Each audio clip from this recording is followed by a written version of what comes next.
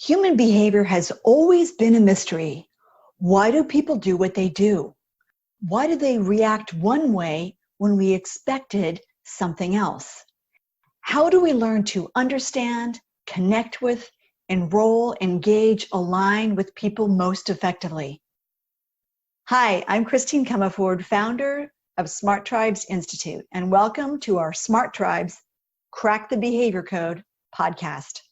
In each episode, you'll learn practical, easy-to-use tools to better understand and change human behavior. These tools will help your team outperform, out-engage, outsell the competition. In other words, to become a smart tribe. Oh, and you'll find these tools super helpful in your personal life too. Let's go. Today, let's talk a little bit more about emotional agility in really terms of energy and what energy we are sending.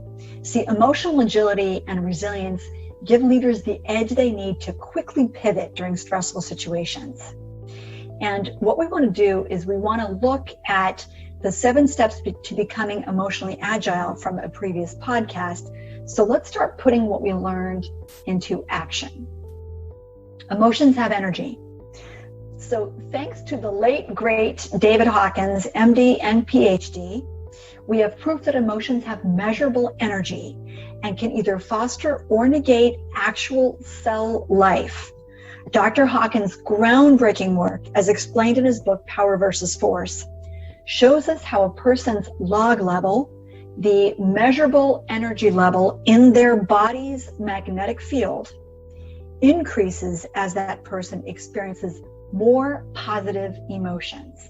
And when it decreases, cells actually die. Whoa. So we're going to show you the emotion wheel. So please do check out the show page, as well as the energy of emotions chart on our show page. And I want you to check these things out, because when the log level, again, the measurement of your magnetic field, is below 200, emotions of scorn, hate, anxiety, shame, regret, despair, blame, humiliation, right? That's where we actually see cell death. So it's key to regulate and manage our emotional state, not just for our overall well-being, and that, of course, of those around us, but also for our physical health.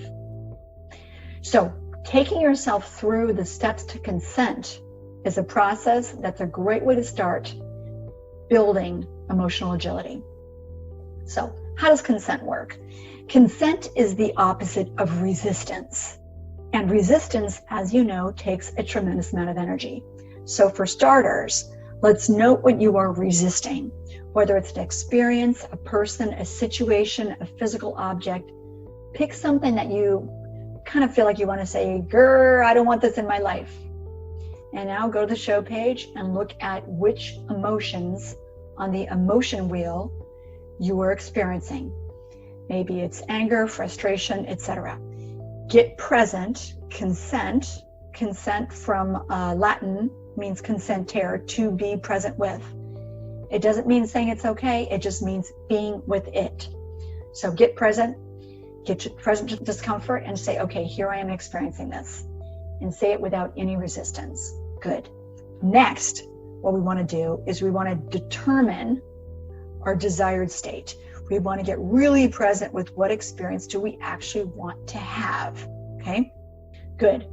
So here I am experiencing this without any resistance. And now what would I like instead? Let's look at an example of how shifting emotions reaped massive benefits for one of my coaching and workshop clients. So a market-leading food organization was in a bind. A fake news story on social media spread like wildfire. Revenues of one of their top brands had plunged 27%. Whoa. It was crucial to stop the slide, stabilize, and then start to rebuild. So what did we do?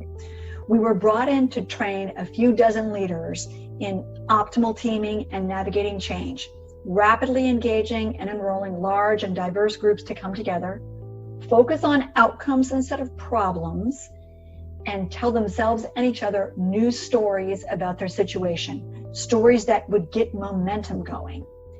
Then we shifted our focus to the marketing team, supporting an initiative to reinvent how the organization marketed to consumers to rebuild trust. We started the day with an intense emotion shifting exercise, maneuvers of consciousness, and we'll talk about that on a future podcast. 15 minutes into it, half the team had shifted from victimhood and disaster thinking to empowerment and possibility thinking. 15 more minutes, and the other half were on board. Now it was time to teach them how to bring our tools to their teams. You know what? On the show page, we're going to put maneuvers of consciousness, because just in case you want to see that, if you guys feel like you're stuck, we'll put maneuvers of consciousness and we'll put the outcome frame infographic so you can follow the exact process that our client followed.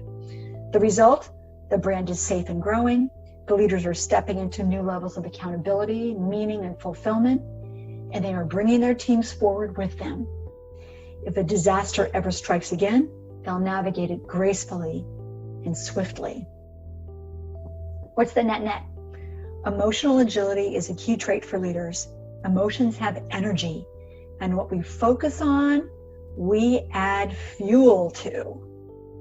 It's key to consent to our uncomfortable emotional state.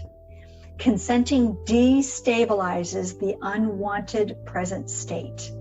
And then we have to ask, of course, for what we would like to design that desired state. Learning to release resistance increases accountability, emotional engagement, and productivity.